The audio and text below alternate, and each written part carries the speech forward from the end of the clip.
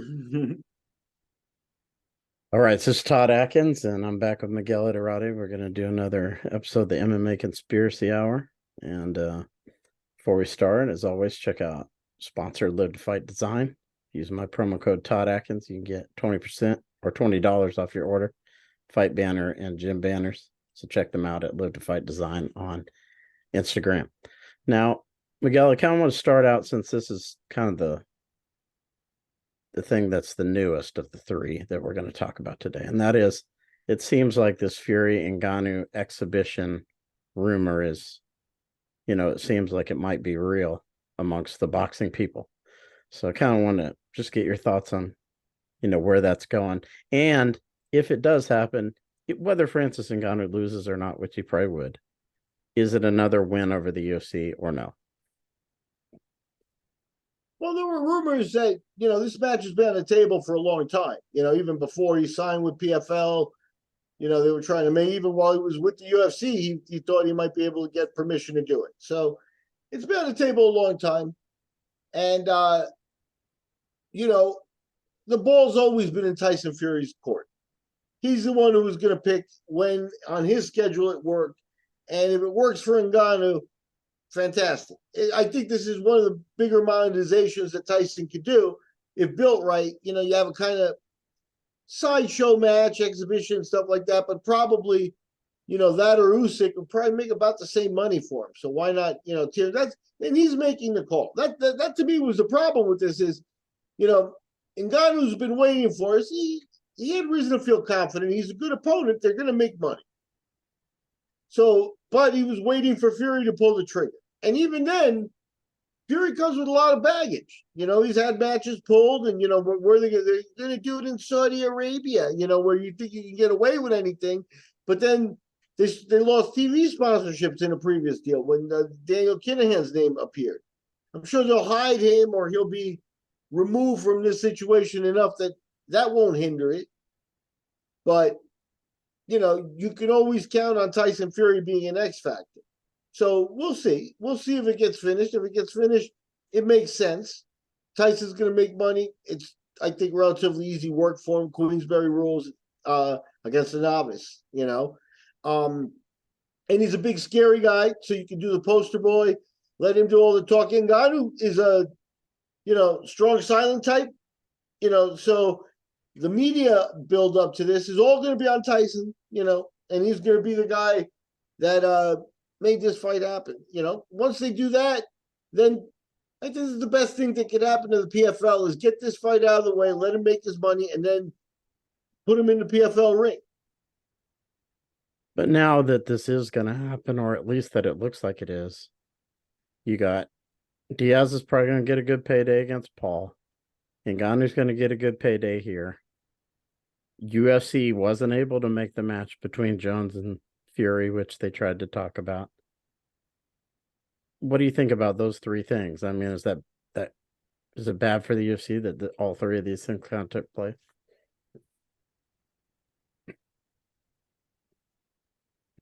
You might paint it as a black eye for the UFC in some way. I think they've handled the Ngannou thing terribly. I think Ngannou's handled it only about average, really. He didn't do himself any favors on several occasions. He's quiet, so you kind of don't know where he was coming from a lot of the time. We laid out. I'm not saying I think he handled himself okay, but it wasn't a spectacular situation in terms of negotiating or the deal he got. So you could paint it as a failure for the UFC, but I think the UFC at this point is on maybe bigger and better things. Not better, but that merger with the WWE, still we haven't felt or seen any repercussions from it, but those I think are coming. And again, that's billions of dollars. This fight is going to be a big fight. They might have wanted to grab a bite of it, but even with that fight going on, I think that they may have something bigger up their sleeve. But I mean, people were saying, "Oh, Ngannou's not going to get a deal. He got a deal with PFL. Ngannou's not going to get the boxing match. It looks like he's going to get it." The opposite of what UFC was saying and some of their minions were saying. fans too. Well, the thing I think that bears in mind to remember, and we've talked about this, is that over the last couple of years, you're really getting a light version of Dana. You're not getting the full blast Dana effect. And Dana was the one man wrecking crew that would, will things to be and not to be in the past. You know what I mean? If he wanted it, it happened. McGregor, Mayweather, for example, it didn't happen until he was okay with it. You know, so now you really do get that feeling that it's beneath him. He doesn't really care that much. He's giving it a half effort. And I think that that's one of the reasons why I'm glad people stepped up, and that there were that Ngannou had an option. It really looks like there was really only one option. Maybe without the PFL he would have signed with one, but how many other offers did he tender really? So yeah, I need a lot more from the PFL than a couple of signal victories like this over the UFC for them to really be taken seriously. Despite, you don't want to lose these and be like, well, we made a play for a guy who didn't get him. Then, you could just put them at the bottom of the barrel, right? They want to be in the game. I think they got to put in a lot more than we're getting. But yeah, those were good signs. Yeah, I agree with you. Had they not pulled it off, if they don't pull out this PFR belt, this Bellator sale thing either, they're dead, in my opinion. They have to pull this stuff off. Yeah, the thing that the UFC has is they've got a roster of 700 or 800 people. Or when they cut people, they could be down to 550, but they've got a plentiful roster. And then, people in a cycle, or they're cutting people and then new people are coming in, whether they go to Dana White's Contender Series or come from some of the, Fight Pass shows that are funneling people in there. They're starting to show what the system is to get into the UFC. So, I think that the PFL with Bellator is still far, far behind them. But yeah, if they don't get Bellator on there, then where do you start? You don't even have a roster of, you need to have a roster of more or less the same amount of people. For starters, that way you can plug and play, like a fight falls apart and your guy's not waiting until the next show, you can get another opponent, etc., etc. And here's the problem is, take a fighter, and these really don't exist anymore, but take a mythical fighter who has got a contract offer from the UFC and from the PFL now, and this is not for Ngannou, but any other roster fighter. And the contracts are identical. Where do you think they will sign? If everything is identical, the numbers, the money, etc., where will they sign? What is the better place to be right now? PFL has not closed that gap. They need to start doing shows. They need to start putting Ngannou in the ring. They need to start having a plan. They need, based on their talking, I need to see, that they're sponsoring some show in Africa. You know what I mean? Do they have a pulse, or are they just talking heads? We don't even know that yet, because they made the Ngannou announcement, and then, Ngannou was on TV and in the face-off with John Jones and stuff, and something that we know nothing's going to come of that for years, if ever. So literally, what are they doing? It just looks directionless. Like I said, when you got Dana as a talking head for the UFC in the early days, it was an all-out assault. You got him at every turn, every media, every soundbite or snippet or anything like that. You got Dana. You got Don Davis, who showed up, did his press release, promised he'd be moving up PFL Africa, and then what have we heard from him? Yeah, precisely zero, right? That's the problem. And Ray Sefo spoke up and confused things further, So they got Ngannou. Ngannou managed to sign the boxing match. Ngannou's the guy who's doing all right here. He's the guy who's been focused on the same thing from the very beginning. He waited to get more choices, and he didn't. And then, eventually PFL had the best offer, but I think he was holding. The reason we didn't get him signed right away is because he was holding out for a better offer. and then they can couch it however they want. Like I said, man, I'm not holding my breath for that PFL Africa. You can tell, and it's it's one of those things where it's just like I really believe that that was smoke being blown. You know what I mean? Until you see something, and Right. so good for Ngannou, and I'd like to see Ngannou Fury. I think this plays out. Fury can dance his way to 12 rounds on this or whatever the exhibition lasts, or you can knock him out in a round and a half. You know, so I really would like to see Fury. It really is Fury's choice at this point. He's just Right. way too sophisticated a boxer. Okay. Yeah, I mean, I think that's the Fury thing. We could get in that some other time and how we think it's going to go. But I kind of wanted to go to let's go to the McGregor Miami Heat thing first. I think we wanted to talk about this, and I wanted to, to put it through on you is because this looks like the first time that Conor McGregor's faced some real consequences. The Miami Heat were going to do this cryo spray deal with him. He was going to be the official pain spray of the Miami Heat. This McGregor's, I don't know what it was called, but it was going to be his official, another business venture that he has that probably would have made a lot of money for him. And Miami Heat, whether these allegations are true or not, they've washed their hands of them. There's no sign of them on their social media. They've cut ties with them. This deal's not happening. That's official. Kind of want to get your take on that. Times have changed, but some things remain. When you're a UFC fighter, NBA level exposure is above you. And now he's got a business that is going to get him and his brand and his name, as well as whatever the business is, NBA exposure. The people on the business end managing his empire kind of thing are doing a very good job. And they got him $500 million for the for the liquor. Now I don't know what this paint spray is either, but I imagine at some point the NBA players come out sore and they're going to use a spray that's exclusively his, and we're going to see his face all over the place and stuff like that, the way he usually does everything. And the NBA, deals with a different audience. So now he did something that they don't want to even touch. So there's a ceiling now. You know what I mean? But again, he's got his $500 million. It's really to him going to look like that didn't work out. They tried to make me look bad. I didn't do nothing or whatever. But he doesn't need the money from this. He's got money, right? So yeah, it puts a little bit of a damper on it. Maybe that deal with the NBA is no joke with the amount of exposure he could potentially get. Maybe sign up other teams, and all of a sudden the league is using him as the exclusive pain relief and stuff, and he'd have a fortune on his hands. And maybe that's the play these guys were making.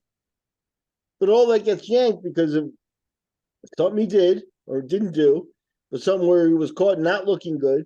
And again, people just don't want to deal with it. And he's not going to realize. I disagree with you. There is a certain consequence, but nothing was taken from it.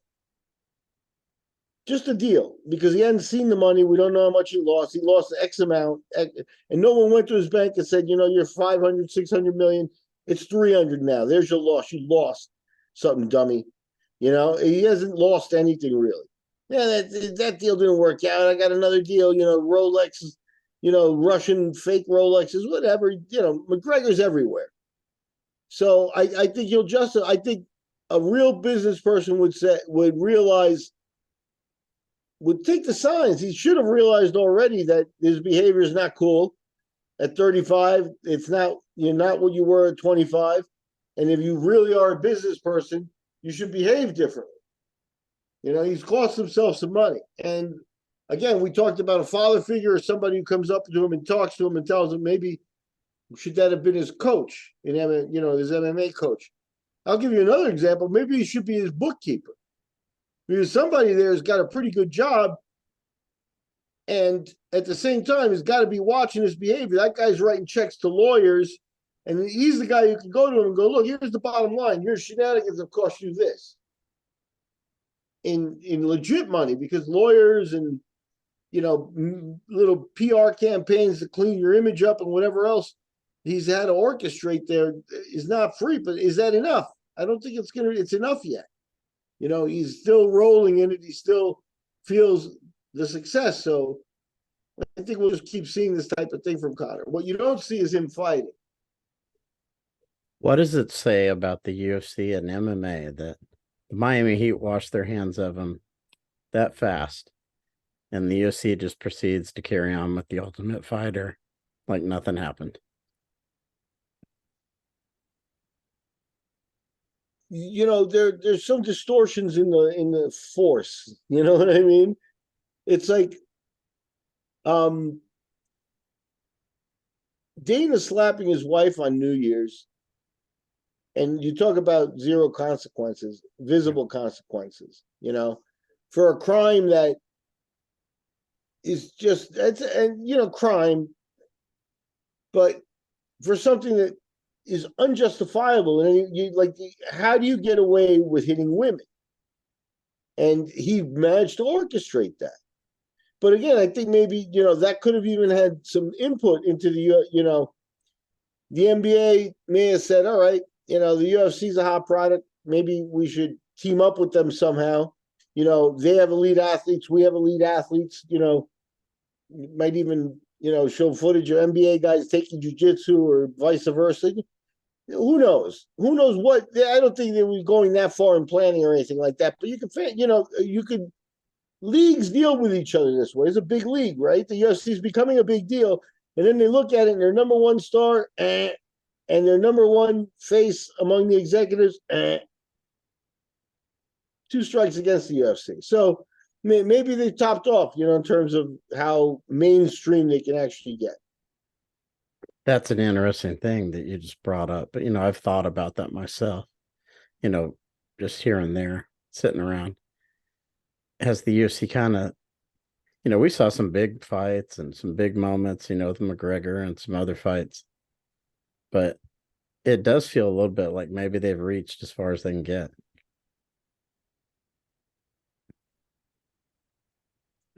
History moves in cycles, you know. After Jack Dempsey in the 20s in boxing, especially in the heavyweight division, there was that sense that after Dempsey, it just got smaller, and then Joe Louis came along, and at that point, the stuff was on TV and they built another star. I think it's going to take that. I think that the UFC at this point, John Jones has been there 10 years. McGregor's been there 10 years. If there's any truth to the Ronda rumors that you're talking about, that's 10 years. The new stars that they're trying to build up have been, iffy at best. I don't see, O'Malley. At the end of the day, O'Malley's a 135 pounder. The company's built on heavyweights, big guys. They're not going to have the full media attention there. And I don't think he's the guy who's going to break, John Jones and McGregor's box office records. He's going to come in somewhere under that. And if he's the flag boy, then, what's around him and stuff. As far as charisma and stuff, we've probably not seen the star that'll be there yet the next time they're on the rise. But yeah, I think right now you're looking at a little bit of rotten fruit, that you need the next harvest. That and, seeing Dana promoting other things, which never happened before. It almost seems like he believes they peaked. Yeah, I think that the pursuit of money has always guided them, right? And from the Fertitas on, and Dana's there, with tons of money and stuff like that. And so now Dana's another guy, like similar to McGregor, maybe.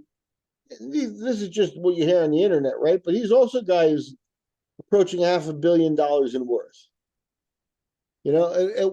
At what you people say, how much money do you need? Okay, but I ask you this: if now that you have $500 million,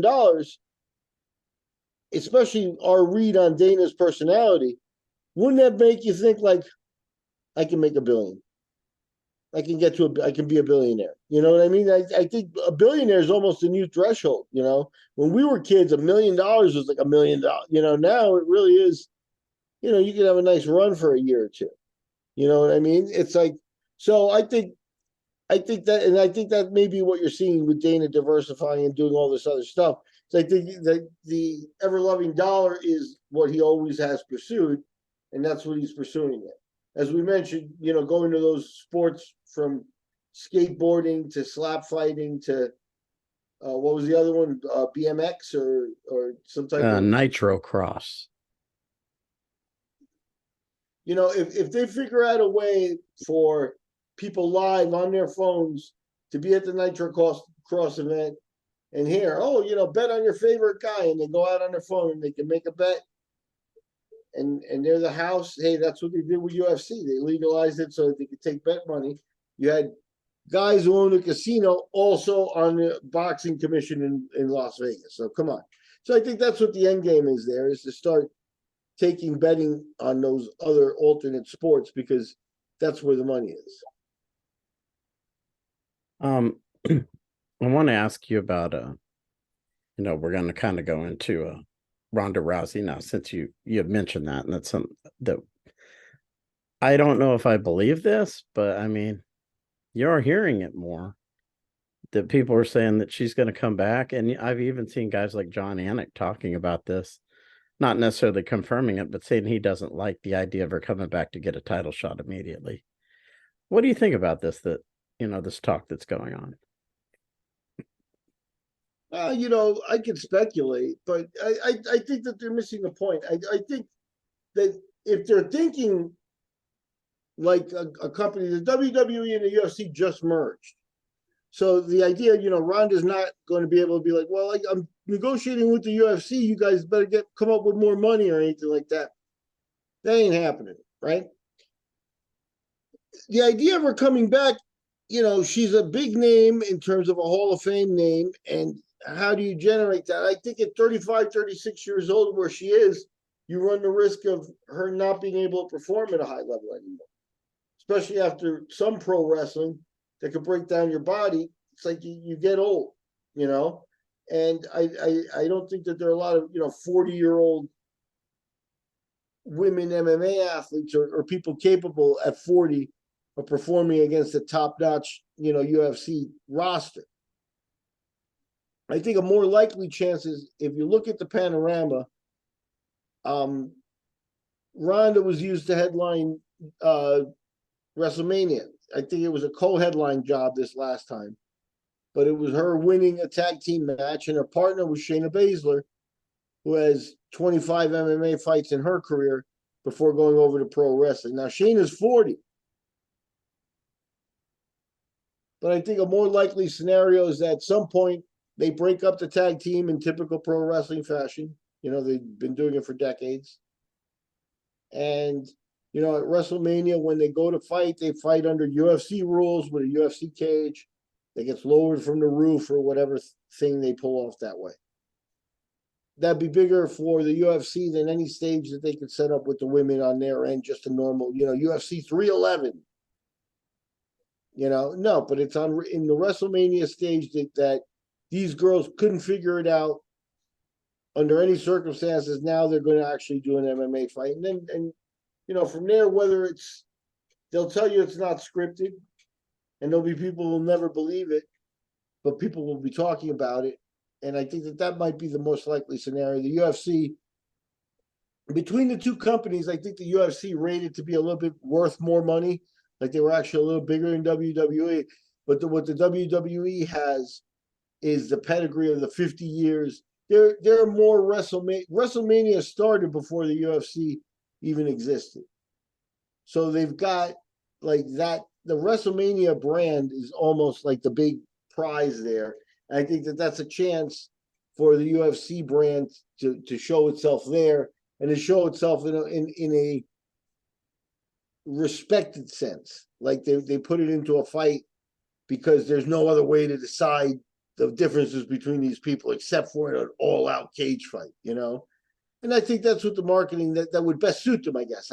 You know, so that's more what I see happening. That's more of what I see of Ronda comeback. Um, you extend that a little further if you get creative, and you've got a year till the next WrestleMania. You get Amanda Nunes cleaned up for wrestling, and then Ronda is the invincible fighter, wrestler on the WWE scene, and you lower the cage for her rematch with Nunes, and then all bets are off as to whether it's scripted or not. But for Ronda's sake, I hope it is. You know what I mean? But that would sell for them. And I think at the end, like we said with Dana, if they're pursuing money, that's I think what would be the path I would try to follow. And I think you just brought up something interesting, because if Dana White wanted to make a hybrid match, like he was talking about with Fury and Jones, the lure of, hey, we'll let you headline WrestleMania with this. That's that's a pretty big stage. Yeah, they would turn if they could turn WrestleMania into something more like I'll use a name I had invented at some point. WrestleMania becomes Fight-a-Palooza, and you get like the big boxing match, the big UFC card, the WrestleMania card, which they build up all year. That's another option for them trying to blow up the event. But WrestleMania is almost already standalone. Hard to say we're going to make it bigger. They've done a lot of big things like that. I think giving that the UFC spot, like I mentioned, lowering a cage, having Ronda and Shayna end their feud, like they break up the tag team, they fight, they cheat, one wins, they fight, they're wrong, they have a rematch, or then they have a rematch, with no time limit or in a cage, the typical WWE WrestleMania stuff. And then now the new capper, rather than being a cage, is the UFC ring. And that puts the UFC in some type of revered role there. Like it's not something that they've ever done before, et cetera, et cetera. That would be a big splash for it. That would be something that Ronda would be on the big stage like she was with UFC and WWE before. If she comes back to UFC, even with an instant rematch, for the title, what if she gets waxed? Yeah, Which I is agree. It's possible. not as big. Once you've headlined WrestleMania, coming back to UFC is a downgrade. Yeah, no,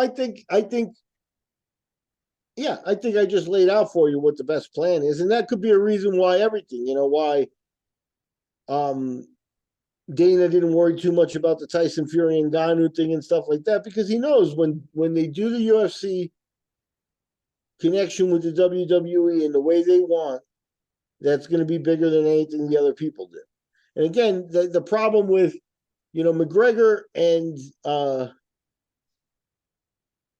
Mayweather was supposed to be like a once in a lifetime event, and then you wound up with rappers versus YouTube influencers and crap like that, in boxing and stuff like that, and people got confused. But now you've got two of these gimmick fights right on the radar. We'll see how much the market can support of that. I think that the biggest money was already made. Watch this with Mayweather and none of the other fights that have been made since have added anywhere close to Mayweather and McGregor. So the gimmick is almost already burnt in that it's already topped off. It's already at the highest level it's going to be, and taking steps back since. So yeah, and again, Nate and Ngannou, are kind of special. The heavyweight, and then Nate's career stands for itself. They're kind of special attractions, right? This is not a formula to follow for your average UFC fight. The 34 Russians in the welterweight division shouldn't be like, I'm going to leave and do a boxing match against Canelo and make billions. None of them are going to get it. So I think it's an interesting. The market's shrinking for these, and the people available to fight them, they think they want to line up, but I don't think that there are too many that are capable of filling the bill. Yeah, that's going to be something interesting to see down the road when this finally does this merger kind of really starts to take hold.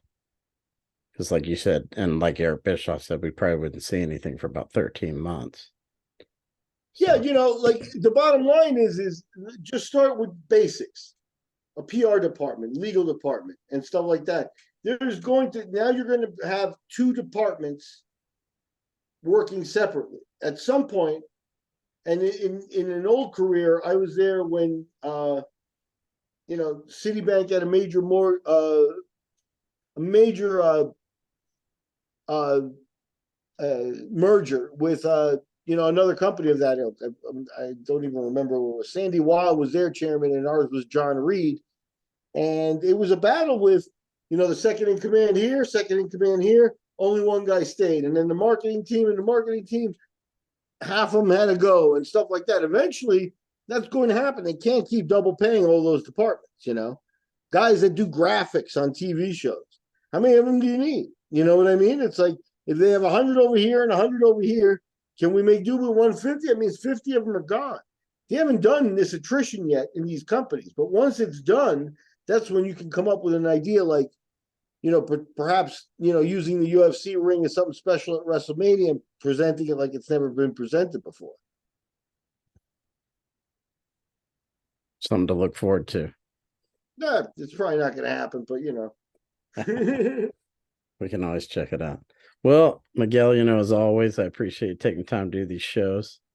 And you can tell people what you're up to. Yeah, well, we're chugging along here.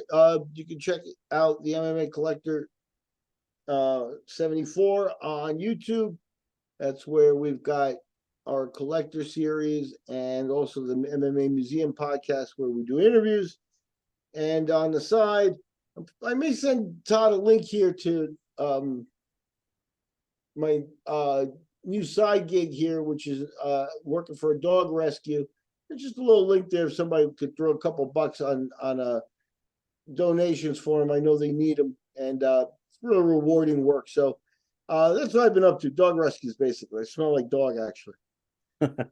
Yeah, I got to get you in the collector, that collector thing. We got to do something with that here. Sure. Hold on a second. Did something come up? Yeah, no, so I got my editor guy wants to talk. Trying to get shit figured out here. But Okay. okay. All right, Miguel. Well, it's great talking to you. And like I said, I think we got something that could be interesting down the line that we might work on here. So until next time, everybody that supports the show, I appreciate it. And until next episode, take care.